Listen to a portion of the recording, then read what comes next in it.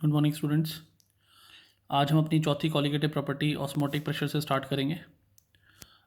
जिस मेथड के थ्रू ये पता किया जाता है कि किसी भी सॉल्यूशन का ऑस्मोटिक प्रेशर कितना है उसको बार्कले हार्टले मेथड बोलते हैं। अभी आपको समझ में नहीं आया होगा ऑस्मोटिक प्रेशर क्या है, रुको टाइम लगेगा समझाने में। पहले कुछ बेसिक बातें कर लेते हैं। पहले होता है मेम्ब्रेन। इस वर्ड पे ध्यान दें, ये जो लिखा हुआ है semi permeable membrane. A membrane which allow only solvent molecule to pass through them but not the solute particle. एक ऐसी लेयर, एक ऐसी परत जिसके थ्रू सिर्फ सॉल्वेंट पास हो, सॉल्यूट पास ना हो, उसको बोलते हैं सेमी परमेबल मेम्ब्रेन। ठीक है, ये दो तरह की होती है, एक होती है नेचुरल, एक होती है आर्टिफिशियल। नेचुरल मेम्ब्रेन में का एग्जांपल होता है एनिमल मेम्ब्रेन या वेजिटेबल मेम्ब्रेन। एनिमल मेम्ब्रेन बोले तो कि किसी ऑर्गन के ऊपर एक लेयर होती है, उसी को एनिमल मेम्ब्रेन बोलते हैं, जो कि सॉल्वेंट के मॉलिक्यूल को पास होने देती है और सॉल्यूट को नहीं होने देती। ठीक है। आर्टिफिशियल मेम्ब्रेन क्या होती है? Parchment membrane, cellophane. सेलोफेन एक कंपाउंड होता है, सेलुलोज का बना होता है। और पार्चमेंट मेम्ब्रेन, इन चीज़ों की मेम्ब्रेन को सेमी मेम्ब्रेन बोलते हैं। चलो, अब देखो टाइप्स ऑफ सॉल्यूशन क्या होता है पहले, क्योंकि मैं ये सब चीज़ें आपको ये जो सब पढ़ाऊंगा बेसिक, वो ऑस्मोटिक प्रेशर समझाने के लिए बताऊंगा। अब देखो मेरी बात ध्यान से सुनो। हमने एक बीकर लिया, बीच में एक लेयर डाल दी जिसको बोलते हैं सेमी परमेबल मेम्ब्रेन। ठीक है, सेमी परमेबल मेम्ब्रेन। इसमें हमने दोनों तरफ पानी भरा पहले, और इस वाले पार्ट में कुछ सॉल्यूट ऐड कर दिया। क्या ऐड कर दिया बेटा? सॉल्यूट। इसकी वजह से इस वाले पार्ट की कंसंट्रेशन ज़्यादा हो गई और इस वाले पार्ट की कंसंट्रेशन कम। जिस पार्ट की दूसरे के रिस्पेक्ट में कंसंट्रेशन ज़्यादा हो उसको बोलते हैं हाइपरटोनिक सॉल्यूशन। जिस पार्ट की किसी दूसरे के रिस्पेक्ट में कंसंट्रेशन कम हो उसको बोलते हैं हाइपोटोनिक सॉल्यूशन। तो ज़्यादा कंसंट्रेशन किसकी होती है? जिसमें सॉल्यूट ज़्यादा होता है, और जिसकी कम कंसंट्रेशन होती है उसमें सॉल्यूट कम होता है, सॉल्वेंट ज़्यादा होता है।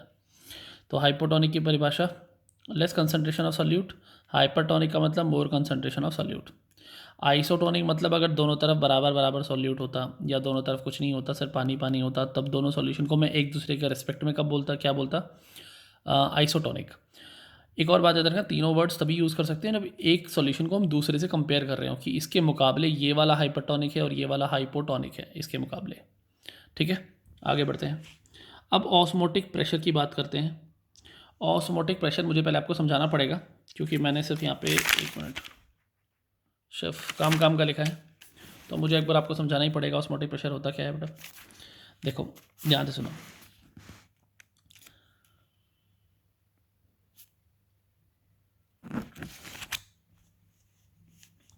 पानी जो होता है, वाटर जो होता है, हमेशा लो कंसनट्रेटेड सॉल्यूशन से हाई कंसनट्रेटेड सॉल्यूशन की तरफ भागता है, हाईली कंसनट्रेटेड सॉल्यूशन की तरफ भागता है। मतलब हम बोल सकते हैं वो हाइपोटोनिक से हाइपरटोनिक की तरफ भागता है, हाइपरटोनिक की तरफ भागता है। अब इस वाले एग्जांपल में वापस आओ। क्या ये हाइपोटोनिक है और ये हाइपरटोनिक है? हाइपोटोनिक से हाइपरटोनिक सॉल्यूशन की तरफ क्या ये लिक्विड भागने की कोशिश करेगा? ये इसलिए भागने की कोशिश करता है ताकि तब दोनों तरफ कंसंट्रेशन बराबर हो जाए, क्योंकि अभी इधर कंसंट्रेशन ज़्यादा है और इधर कम। पानी इधर चला जाएगा तो ये सॉल्यूशन लगभग डाइल्यूट हो जाएगा। जब इसकी डाइल्यूशन और इसकी डाइल्यूशन मतलब कंसंट्रेशन लगभग बराबर हो जाएंगी तो पानी फर्दर फ्लो होना बंद हो जाएगा। मेरी बात समझ में आ रही है? जब ये पानी इस तरफ से इस तरफ आया तो इस मेम्ब्रेन के थ्रू आया, तो इस मेम्ब्रेन पर कोई ना कोई प्रेशर तो उसने लगाया होगा। इसी प्रेशर को बोलते हैं ऑस्मोटिक प्रेशर। क्या बोलते हैं? Osmotic pressure. एक बात याद रखना, अब आप यहाँ पर तो बैठोगे नहीं खुद कोई इंस्ट्रूमेंट लेके कि इसको नाप लें, तो हम इसको नापेंगे कैसे? वो देखो, मान लो मैंने ये लेयर लंबी कर दी, बीकर का साइज़ थोड़ा सा बढ़ा लिया। पानी इधर बड़े जैसे ही पहुँचेगा, क्या इसका लेवल बढ़ जाएगा और इसका लेवल कम हो जाएगा? मैं क्या करूँगा, इस वाले पार्ट में एक पिस्टन लगा दूंगा। क्या लगा दूंगा बेटा? पिस्टन। पिस्टन लगाने के बाद मान लो इनिशियल लेवल इसका ये था, यहाँ तक पानी था दोनों में पहले, और इसमें सॉल्यूट ज़्यादा था और इसमें सॉल्यूट नहीं था। पानी इधर आया, इसका लेवल बढ़ गया, यहाँ तक हो गया, और इसका लेवल कम हो गया। अब इसने जो इस पर इधर आने के लिए प्रेशर इस पर लगाया उसको बोलते हैं ऑस्मोटिक प्रेशर। लेकिन हम इसको डायरेक्टली मेजर कैसे करें, तो मैंने इसको मेजर कैसे किया, मैंने इधर लगा दिया एक पिस्टन। क्या लगाया बेटा, पिस्टन। पिस्टन को मैं दबाता हूँ, वापस यहाँ तक लेके आता हूँ। तो मुझे बताओ इस मेम्ब्रेन के थ्रू क्या पास हो सकता था, सिर्फ और सिर्फ लिक्विड। क्या ये सॉल्यूट के पार्टिकल कभी जा सकते थे, वो नहीं जा सकते थे। तो ये लिक्विड जो जैसे ही हम इसको नीचे दबाएंगे इस वाले पार्ट में प्रेशर बढ़ेगा, ये लिक्विड वापस मूव करना शुरू कर जाएगा क्या। फिर मैंने और प्रेशर लगाया और प्रेशर लगाया, इसको यहाँ तक लेके आ गया। जब मैं इसको यहाँ तक लेकर आ जाऊँगा तो जितना लिक्विड इसके अंदर से यहाँ पर वापस आया था, क्या वो वापस यहीं पहुँच चुका होगा, पहुँच चुका। अच्छा, क्या ये प्योर सॉल्वेंट था जिसमें कुछ भी सॉल्यूट नहीं था, और ये वाला पार्ट जो था वो सॉल्यूशन का पार्ट था, इसको बोलेंगे सॉल्यूशन। क्या मैंने प्रेशर सॉल्यूशन पे लगाया है, अब मैं इसको यहाँ पर इस जगह पे होल्ड करके रखता हूँ। अगर मैं इसको यहीं के यहीं पकड़े रखूँगा तो क्या इधर से इधर पानी आ पाएगा, नहीं आएगा, क्योंकि मैंने इस वाले सिस्टम पे प्रेशर लगाया हुआ है। पानी सिर्फ तब आएगा जब मैं ये वाला प्रेशर हटा दूँ ताकि वो इधर फ्लो कर जाए और इसका लेवल दोबारा बढ़ा दे। तो मैंने सॉल्यूशन वाले पार्ट पर कितना प्रेशर अप्लाई किया हुआ है ताकि इस वाले पार्ट से, कौन से वाले, सॉल्वेंट वाले पार्ट से लिक्विड इधर आए ही ना। इसकी एंट्री को बैन कर दिया मैंने, इसकी एंट्री को प्रिवेंट कर दिया मैंने। तो इस सॉल्यूशन वाले पार्ट पे जो भी प्रेशर लगाना पड़ा उसी प्रेशर को बोलेंगे हम ऑस्मोटिक प्रेशर। क्या वो उसी के बराबर होगा। ये इस पर प्रेशर लगाना चाहता था और इधर आना चाहता था, हमने इतना ही प्रेशर लगा के इसको यहीं रोक दिया, तो ये वाला प्रेशर और ये वाला प्रेशर सेम हुआ, तो इसीलिए इसको बोलते हैं ऑस्मोटिक प्रेशर। डन। अब इसकी डेफिनेशन पढ़ लो, बाकी चीज़ समझ में आ जाएगी। The excess pressure which must be applied on A solution, solution मतलब इस वाले हिस्से में, इस वाले हिस्से में, क्योंकि ये सॉल्यूशन का पार्ट है। To prevent the passage of the solvent, solvent इधर ना आ पाए, into solution through this membrane, semi permeable membrane. मैंने शॉर्ट फॉर्म में लिखा हुआ है SPM, सेमी परमिएबल मेम्ब्रेन। ठीक है। एक और बात याद रखो, ऑस्मोटिक प्रेशर को डिनोट किया जाता है बेटा पाई से। किससे डिनोट करते हैं, पाई से। ये डायरेक्टली प्रोपोर्शनल होता है कंसंट्रेशन के। सॉल्यूशन वाले पार्ट में जितनी ज़्यादा कंसंट्रेशन होगी ऑस्मोटिक प्रेशर उतनी तेज, मतलब उतनी तेज़ी से पानी को अट्रैक्ट करेगा। जितना पानी से को अट्रैक्ट करेगा क्या उतनी ज़्यादा प्रेशर लगेगा इस वाली लेयर पे। तो आप जितना ज़्यादा यहाँ पे सॉल्यूट मिला दोगे उतना ज़्यादा प्रेशर लगाओगे, मतलब उतना ज़्यादा ऑस्मोटिक प्रेशर होगा। टेम्परेचर पे भी ज़्यादा डायरेक्टली प्रोपोर्शनल होता है, ये कंसंट्रेशन टेम्परेचर के डायरेक्टली प्रोपोर्शनल होता है। और प्रोपोर्शनैलिटी का साइन हटा के हम लगाते हैं R होता है गैस कांस्टेंट के बराबर। वैल्यू इसकी बिल्कुल एग्जैक्ट गैस कांस्टेंट के बराबर आती है। इसकी वैल्यू होती है 0.0821 लीटर एटमॉस्फेयर पर केल्विन पर मोल। ठीक है। So let's move on to next topic. अगला टॉपिक है हमारा abnormal molecular mass. Abnormal molecular mass का मतलब क्या है, पहले ध्यान से सुनो। अभी नहीं, पिछले वाले लेक्चर्स में शायद मैंने आपको कुछ क्वालिटेटिव प्रॉपर्टीज़ पढ़ाई थी। फॉर एग्जांपल मैंने पढ़ाया आपको एलिवेशन एंड बॉइलिंग पॉइंट। इसका फॉर्मूला मैंने आपको लिखवाया था KB इंटू मोलैलिटी, और मोलैलिटी को जब हमने फर्दर खोला था तो यहाँ पे KB लिखा, और मोलैलिटी को हमने लिख दिया था number of moles of solute upon weight of solution in kilogram. ऐसी था ना। इसी को फिर हमने फर्दर एक्सपेंड किया, KB नंबर ऑफ मोल्स को लिखा given weight upon molecular weight into 1 upon में W ऑफ किलोग्राम। ऐसे कुछ फॉर्मूला बना था क्या। ये है हमारी कॉलिगेटिव प्रॉपर्टी, ये है सॉल्यूट का मॉलिक्यूलर मास। क्या कोई भी कॉलिगेटिव प्रॉपर्टी मॉलिक्यूलर मास के इन्वर्सली प्रोपोर्शनल निकल के आ रही थी, और ये जो मॉलिक्यूलर मास था बेटा वो था सॉल्यूट का। किसका था, सॉल्यूट का। अब टॉपिक पर आओ एबनॉर्मल मॉलिक्यूलर मास के।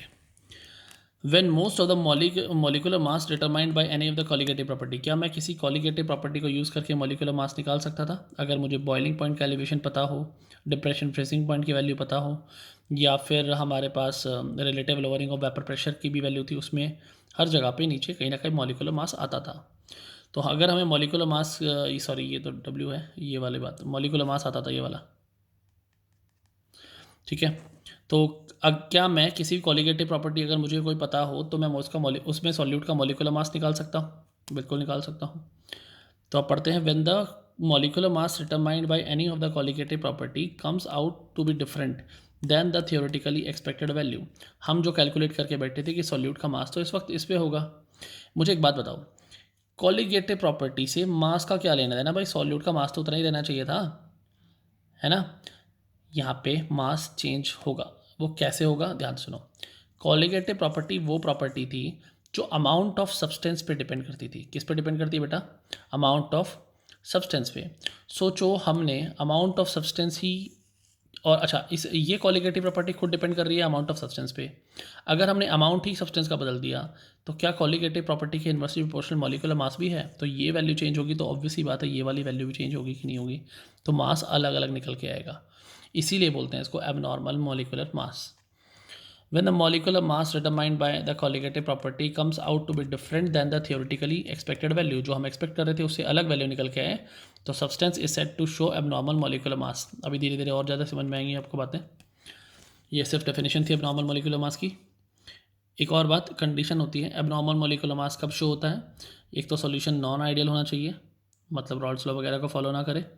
Solute undergo association, when solute undergo dissociation, या तो मॉलिक्यूल टूट रहा हो, जैसे अगर हमने कोई NaCl ले लिया, NaCl दो पार्ट्स में टूटेगा, Na पॉजिटिव में, Cl नेगेटिव में, या फिर एसोसिएशन। अच्छा ये डिसोसिएशन वाला था। एसोसिएशन का मतलब होता है दो मॉलिक्यूल आए सिमिलर और आपस में जुड़ के एक डायमर बना लें, एक यूनिट बना लें। अभी समझाऊंगा इसको भी फर्दर और एक एग्जांपल लेके।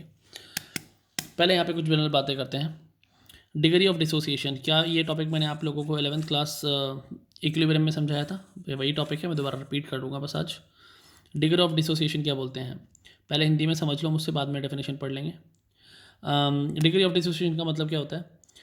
एक मोल में से कितने मोल्स डिसोसिएट, टूट गए या तो जुड़ गए, उसी को बोलेंगे डिग्री ऑफ डिसोसिएशन। तो एक में से कितने मोल टूटे या जुड़े उसको हम बोलते हैं उसका भाग। अगर यही चीज़ 100 में से होती तो उसको बोलते हैं हम उसकी परसेंटेज। तो डिग्री ऑफ डिसोसिएशन एक फ्रैक्शन है, सिर्फ भाग है।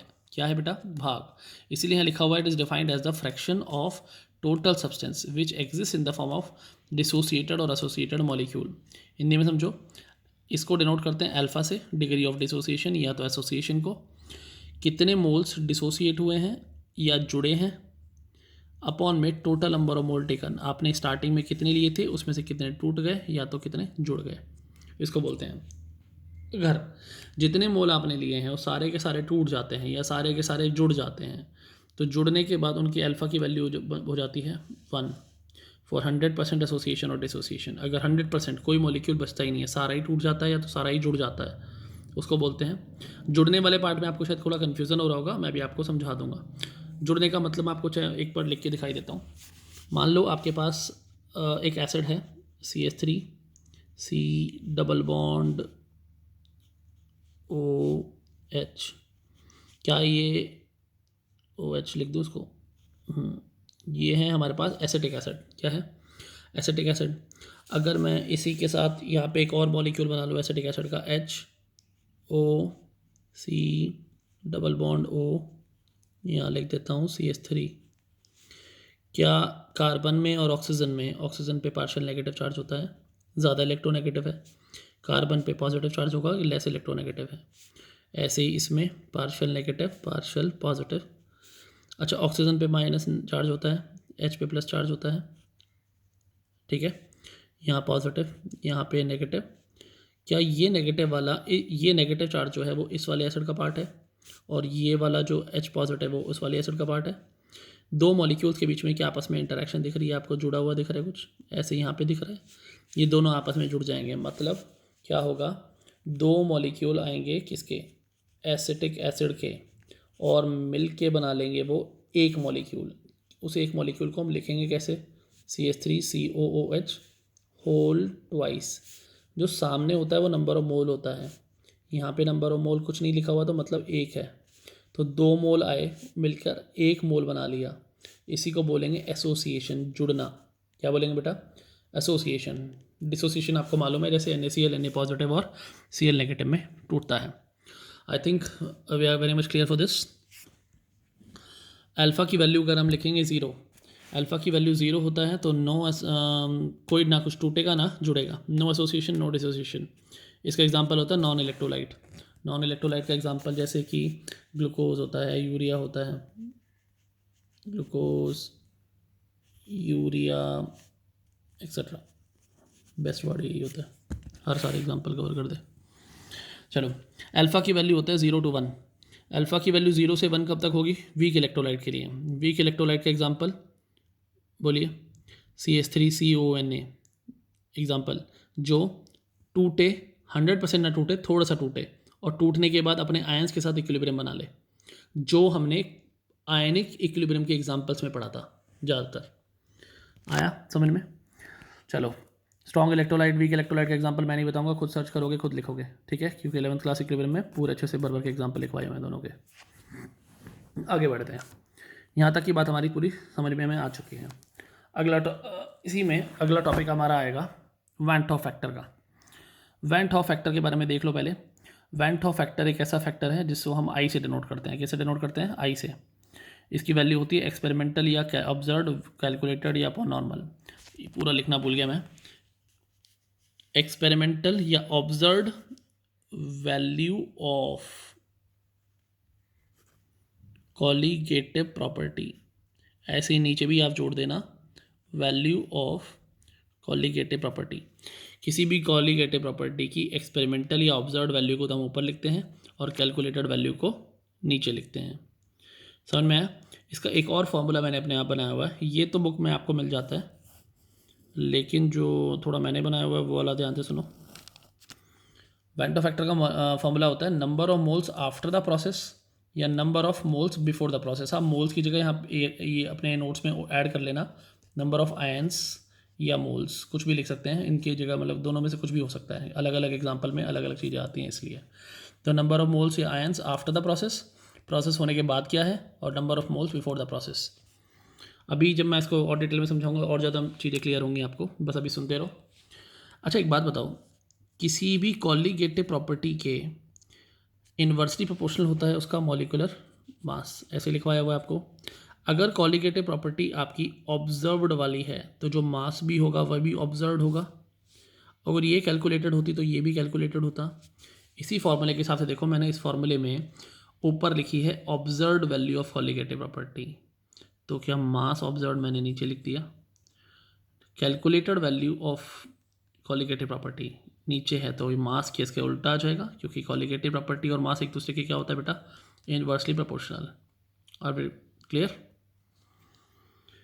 यहाँ तक की बात क्लियर हुई।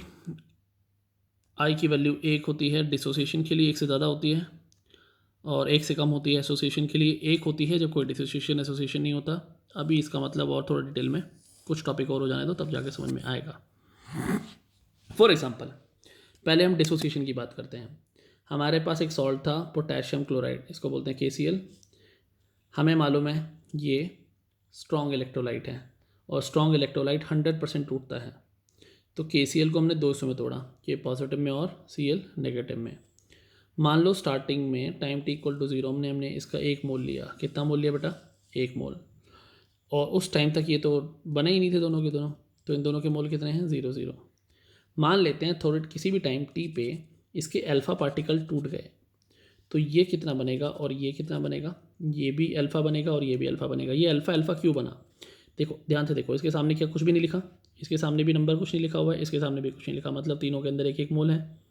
इसका 1 मोल जब टूटा तो इसका भी 1 मोल बना और इसका भी 1 मोल बना, तो अल्फ़ा टूटेगा तो ये भी अल्फ़ा बनेगा और ये भी अल्फ़ा बनेगा। आई का भी मैंने आपको फॉर्मूला पढ़ाया था, ये वाला ऊपर वाला, number of ions after the process upon number of ions या मोल्स बिफोर द प्रोसेस। वापस आ जाओ इस पर, बताओ प्रोसेस होने के बाद टोटल नंबर ऑफ मोल कितने बचे? इसके हो गए अल्फ़ा, यहाँ लिख दिए, इसके हो गए अल्फ़ा, यहाँ लिख दिए, इसके कितने बचे? 1 माइनस अल्फ़ा, उसको भी जोड़ दिया। ये टोटल मोल्स हैं, टोटल मोल्स हैं, कितने मोल बचे हैं प्रोसेस के बाद, upon number of moles taken initially. क्या इन दोनों का कोई मोल लिया था हमने स्टार्टिंग में? नहीं, सिर्फ इसका लिया था, वो भी कितना लिया था? 1 मोल लिया था, तो उसको लिख दिया नीचे डिविजन में। इसको मैं आगे सॉल्व करूँगा। जब इसको मैं आगे सॉल्व करूँगा तो मुझे बताओ, इस वाले से ये वाला पार्ट कट जाएगा तो बचेगा 1 प्लस अल्फ़ा, लिख दिया। हमें मालूम है KCl जो होता है वो स्ट्रॉन्ग इलेक्ट्रोलाइट होता है। क्या होता है? Strong electrolyte. अभी अभी आपको मैंने बताया था अल्फ़ा की वैल्यू किसी भी स्ट्रॉन्ग इलेक्ट्रोलाइट के लिए कितनी होती है? 1। तो अगर अल्फ़ा की वैल्यू 1 होगी स्ट्रॉन्ग इलेक्ट्रोलाइट के लिए, तो क्या ये 1 + 1 2 हो जाएगा? तो वैन टॉप फैक्टर की वैल्यू जो निकल के आएगी इसके लिए वो आएगी 2। क्या हम ये बोल सकते हैं किसी भी स्ट्रॉन्ग इलेक्ट्रोलाइट के लिए जितने नंबर ऑफ आयंस प्रोड्यूस होंगे उसके टूटने के बाद वही उसका वेंट ऑफ फैक्टर होगा? इससे तो यही लग रहा है, आगे देख लेंगे कुछ फंसा तो। ठीक है, नेक्स्ट टॉपिक नहीं, इसी का एक और एग्जांपल लेते हैं। मान लो इस बार आपने एग्जांपल लिया MgCl2 का। MgCl2 में स्टार्टिंग में आपने 1 मोल लिए, इनकी ऑब्वियसली बात है इस टाइम तो ये टाइम t = 0 पे तो ये कुछ होगा ही नहीं। इसका अल्फ़ा पार्टिकल टूटा तो इसका अल्फ़ा बना और इसका 2 अल्फ़ा बना, समझ में आया? इसका 1 मोल इसका 1 मोल बनाता है और इसका 1 मोल इसके 2 मोल बनाता है, तो ये अल्फ़ा टूटेगा तो ये 2 अल्फ़ा बन जाएगा। Number of ions after the process कितना हो जाएगा बेटा? आई की value 1 - alpha plus 2 alpha upon total कितना स्टार्टिंग में लिया था 1।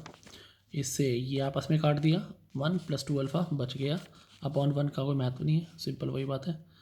तो आई की वैल्यू आती है 1 + 2 अल्फ़ा। आगे की बात करते हैं। अल्फ़ा की वैल्यू होती है 1 फॉर स्ट्रॉन्ग इलेक्ट्रोलाइट। क्या होती है? 1 फॉर स्ट्रॉन्ग इलेक्ट्रोलाइट। अल्फ़ा की वैल्यू 1 होती है स्ट्रॉन्ग इलेक्ट्रोलाइट के लिए, तो क्या मैं अल्फ़ा की वैल्यू यहाँ वापस 1 डालूंगा तो 2 × 1 फिर से 2 हो जाएगा और 2 + 1 क्या हो जाएगा बेटा 3। वेंट ऑफ फैक्टर की वैल्यू गलती से फिर से 3 निकल के आ गई। क्यों मैंने अल्फ़ा 1 लिया यहाँ पे? क्योंकि सॉल्ट का नाम था MgCl2, हमें मालूम है ये मैग्नीशियम क्लोराइड है और ये स्ट्रॉन्ग इलेक्ट्रोलाइट है, इसीलिए मैंने अल्फ़ा की वैल्यू क्या ले ली बेटा 1 ले ली यहाँ पे। क्लियर? चलो अब मैं जनरल एक क्वेश्चन निकाल के बताता हूँ आपको जनरल फॉर्मूला कैसे बनता है। मान लो आपके पास एक रिएक्टेंट है A, ये कई सारे पार्ट्स में टूट गया, B C D E F G H n number of particles में टूटा। कितने पार्टिकल में टूटा? n में। स्टार्टिंग में इसका 1 मोल लिया, इसका 1 भी मोल नहीं था। मान लो इसका अल्फ़ा नंबर ऑफ मोल्स टूट गए, इसका एक पार्टिकल कितने पार्टिकल बना रहा है? n नंबर ऑफ पार्टिकल्स बना रहा है। कितने पार्टिकल बना रहा है? n नंबर ऑफ पार्टिकल्स बना रहा है। तो इसके अल्फ़ा पार्टिकल जब टूटेंगे तो क्या ये n अल्फ़ा मोल बनाएंगे? बिल्कुल बनाएंगे। तो इसका अल्फ़ा पार्टिकल ने n अल्फ़ा बनाया, वेंट ऑफ फैक्टर की वही इक्वेशन लगा दी। प्रोसेस के बाद कितने पार्टिकल्स बचे? इसके तो रह गए 1 - अल्फ़ा, उसके बन गए n अल्फ़ा, तो दोनों को जोड़ देंगे after the process. Before the process कितना था? 1 मोल था, यहाँ लिख दिया। इसमें से दोनों में से क्या करें हम? अल्फ़ा को कॉमन ले लें क्या? आगे सॉल्व करते हैं इसको। इसमें क्या करेंगे बेटा? पहले एक काम करो, n अल्फ़ा वाले पार्ट को आगे ले आओ, अल्फ़ा वाले को इधर ले आओ। n अल्फ़ा ये आ गया, इसमें से दोनों में से कॉमन क्या दिख रहा है? अल्फ़ा को कॉमन ले लेंगे, n - 1 रह जाएगा अंदर, अपॉन 1 है तो 1 तो कुछ काम का नहीं है। यहाँ से हम 1 की वैल्यू को उठा के इधर ले आते हैं, i - 1 हो जाएगा, n - 1 को नीचे ले आते हैं, अल्फ़ा बच जाएगा। अल्फ़ा की वैल्यू, अच्छा एक और बात, क्या मैंने अभी आपको i की वैल्यू mc/m0 लिखवाई थी? इस वाले फॉर्मूले के अकॉर्डिंग mc/m0 मैंने वहाँ पे i की वैल्यू को रिप्लेस कर दिया। यहाँ मैं i की वैल्यू को रिप्लेस करूँगा, इसकी जगह लिखूँगा mc/m0, यहाँ आ गया -1 अपॉन में n - 1, तो ये अल्फ़ा के बराबर आ गया। इसको फर्दर सॉल्व कर लेंगे, कुछ फार्मूला ऐसा बन जाएगा। इसको पॉज करके कॉपी कर लेना। अब बात करते हैं एसोसिएशन की। एसोसिएशन का मतलब मैंने आपको समझा ही दिया था, दो पार्टिकल का मिलके जुड़ना। तो मान लो हमारे पास पार्टिकल है CH3COH वाला, दो पार्टिकल्स मिलके एक पार्टिकल बना रहा है, तो हमने स्टार्टिंग में अगर एक ही मोल लिया होगा तो ये उसका भी आधा हो जाएगा। जब दो पार्टिकल जुड़ के एक पार्टिकल बना रहे हैं, एक कैसे बोला मैंने इसको, इसके सामने एक कुछ भी नहीं लिखा हो तो मतलब उसको बोलते हैं 1। इसको बोलते हैं डाइमर। क्या बोलेंगे बेटा? डाइमर।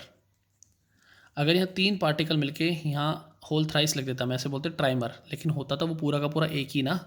तो जितने भी मॉलिक्यूल्स हैं सारे जुड़कर एक ही मॉलिक्यूल बना रहे हैं, इसी को बोलते हैं एसोसिएशन। क्या बोलते हैं? एसोसिएशन। इसका नंबर ऑफ पार्टिकल्स आपने स्टार्टिंग में लिया मान लो 1 मोल, इसके कोई मोल थे नहीं, इसका अल्फ़ा पार्टिकल एसोसिएट हुआ, जुड़ गया। इसके जब दो जुड़ते हैं तो इसका एक बनता है, तो अल्फ़ा जुड़ेगा तो क्या उसका भी आधा यहाँ पर ये बन जाएगा। समझने की कोशिश करना है, थोड़ा सा कन्फ्यूज़न ना हो जाए। दोबारा सुनो, यहाँ जब दो पार्टिकल्स जुड़ते थे तो उसके आधे पार्टिकल बनते थे। यहाँ अल्फ़ा पार्टिकल एसोसिएट हो रहे हैं, इस बार डिसोसिएट नहीं हो रहे। तो अल्फ़ा पार्टिकल अगर एसोसिएट होंगे तो क्या उसके आधे प्रोडक्ट बनेंगे, अल्फ़ा/2 बनेगा। आई की वैल्यू लिखते हैं, आई की वैल्यू होती है 1 - अल्फ़ा प्लस अल्फ़ा/2 डिवाइड बाई 1। ये -1 है, मान लो ये +½ है, तो -1 + ½ में क्या -½ बच जाता है, तो इसको लिखेंगे 1 - अल्फ़ा/2। सॉल्व कर लेना बाकी मैथमेटिक्स लगा के। इसको हम फर्दर सॉल्व करेंगे तो लिखेंगे ये लिखेंगे। अच्छा, ये वैल्यू आ तो गई है। एक बात बताओ, क्या यहाँ पे 100% जितने भी पार्टिकल थे सारे के सारे जुड़ गए? 2 थे, सारे के सारे डाइमर बना के इकट्ठे जुड़ चुके हैं ना, तो 100% एसोसिएशन हुआ। और 100% एसोसिएशन अगर होगा तो अल्फ़ा की वैल्यू फिर से क्या होगी बेटा? 1। अल्फ़ा की वैल्यू को हमने इस वाले फॉर्मूले में 1 डाला, 1/2 की वैल्यू यहाँ आ गई। आई की वैल्यू निकालनी है तो एक में से आधे को माइनस कर देंगे, आंसर आएगा आधा, हाफ। तो वेंटा फैक्टर कितना आ गया बेटा? हाफ। देखो ध्यान से, अगर 2 पार्टिकल लिए थे तो एक ही बन रहा था, और हमने इस वाले केस में लिया कितना मोल है? 1, तो ऑब्वियस ही बात है आधा ही बनेगा। क्लियर? जनरल फॉर्मूला निकाल लें। मान लो n नंबर ऑफ पार्टिकल्स मिलके एक पार्टिकल बनाता है ये वाला, इसका 1 मोल लिया, अल्फ़ा पार्टिकल जुड़े तो अल्फ़ा बाई n, जैसे हमने ऊपर वाले केस में अल्फ़ा बाई 2 निकाला था। अल्फ़ा अगर जुड़ा एसोसिएट हो रहा है तो अल्फ़ा बाई 2 बनेगा, लेकिन इस वाले में अगर अल्फ़ा एसोसिएट होगा तो यहाँ अल्फ़ा बाई n बनेगा, क्योंकि हमें पता नहीं है कितने पार्टिकल्स मिले। वहाँ पे 2 पार्टिकल, ऊपर वाले केस में 2 पार्टिकल जुड़ रहे थे, इसमें कितने पार्टिकल जुड़ रहे हैं बेटा? n। ऊपर वाले केस में अल्फ़ा बाई हमने 2 लिया था, तो इस वाले में कितना लेंगे? Alpha by n। फिर से वही फॉर्मूला लगा देंगे आई का, after the process upon before the process. After the process इसके तो इतने पार्टिकल रह गए 1 माइनस अल्फ़ा, और इसके कितने रह गए बेटा?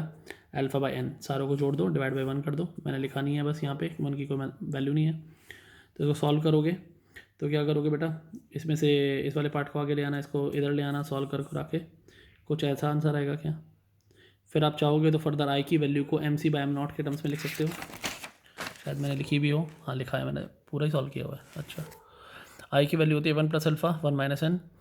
यहाँ से फर्दर सॉल्व करो, अल्फ़ा की वैल्यू को, इसको 1 को उठा के उधर ले जाना, n को उठा के इधर ले जाना, n माइनस 1 को उठा के नीचे ले आना, ये कुछ फार्मूला बनेगा। आई का फार्मूला मैं MC बाई M0 खोल दूंगा, इसको ऐसे लिखूंगा, इसको ऐसे लिखूंगा, चैप्टर ख़त्म हो जाएगा तुम्हारा। ये लास्ट टॉपिक था इसका। अब कुछ बच्चों के कुछ ना डाउट्स रह गए थे, उन्होंने मेरे को मैसेज के फॉर्म में डाला था, किसी ने कमेंट्स के फॉर्म में कुछ डाउट्स डाले थे, वो मैं क्लियर करने की कोशिश करता हूँ। एक बच्चे ने मुझसे पूछा था क्रिस्टलाइजेशन और डिसोल्यूशन क्या होता है।